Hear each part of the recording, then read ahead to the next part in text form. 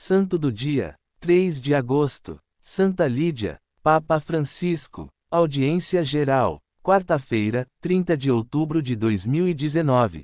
Audiência geral de 30 de outubro de 2019, Catequese sobre os Atos dos Apóstolos. Bom dia, estimados irmãos e irmãs.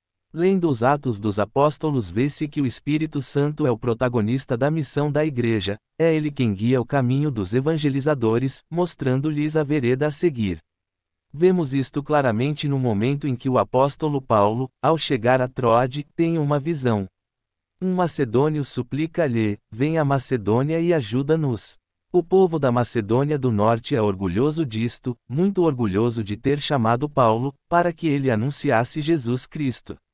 Lembro-me muito bem daquele bonito povo, que me recebeu com tanto entusiasmo. Oxalá conserve a fé que Paulo lhe anunciou. O apóstolo não hesita e parte para a Macedônia, certo de que é o próprio Deus que o envia, e chega a Filipos, colônia romana, na Via Egnacia, para pregar o Evangelho. Paulo passa ali vários dias. São 3 os acontecimentos que caracterizam a sua permanência em Filipos, naqueles 3 dias, 3 acontecimentos importantes. 1. A evangelização e o batismo de Lídia e da sua família. 2. A prisão que sofreu, com Silas, depois de ter exorcizado uma escrava explorada pelos seus senhores. 3. A conversão e o batismo do seu carcereiro e da sua família. Vemos estes 3 episódios na vida de Paulo. O poder do Evangelho visa sobretudo as mulheres de Filipos, em particular Lídia, uma comerciante de púrpura, na cidade de Tiatira, uma crente em Deus a quem o Senhor abre o coração, para aderir às palavras de Paulo. Com efeito, Lídia acolhe Cristo, recebe o batismo com a sua família e hospeda aqueles que pertencem a Cristo, acolhendo Paulo e Silas na sua casa.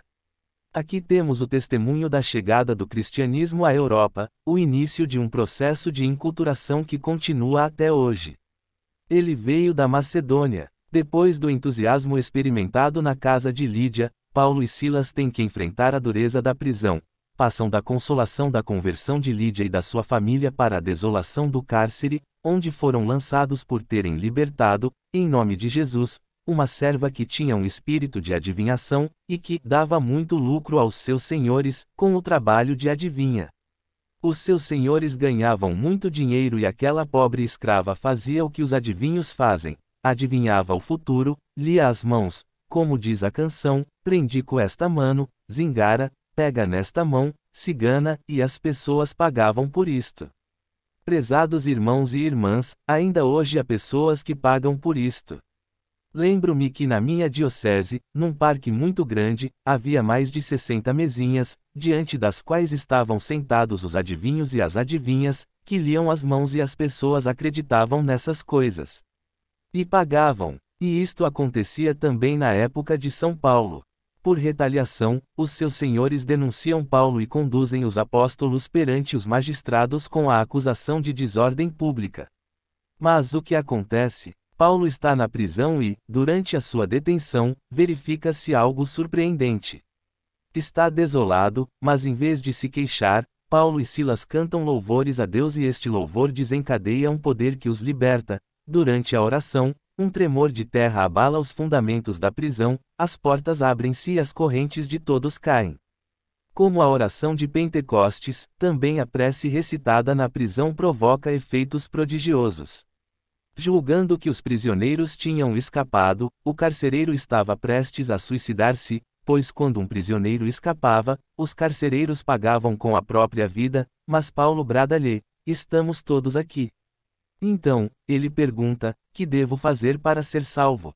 A resposta é: acredita no Senhor Jesus, e assim tu e os teus sereis salvos.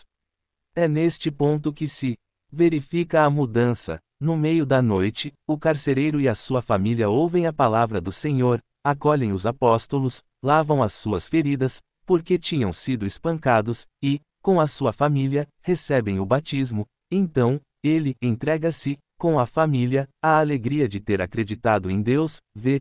34, prepara a mesa e convida Paulo e Silas a permanecer com eles. O momento da consolação.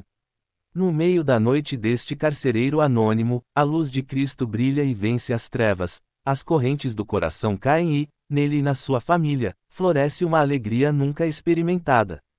É assim que o Espírito Santo cumpre a missão. Desde o início, do Pentecostes em diante, ele é o protagonista da missão.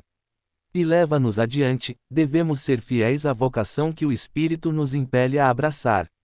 Para anunciar o Evangelho, peçamos também nós hoje ao Espírito Santo um coração aberto, sensível a Deus e hospitaleiro para com os nossos irmãos, como o de Lídia, e uma fé arrojada, como a de Paulo e de Silas, e inclusive um coração aberto, como o do carcereiro que se deixa tocar pelo Espírito Santo. Copyright Direitos Autorais de Castero per la Comunicazione, Libreria Editrice Vaticana.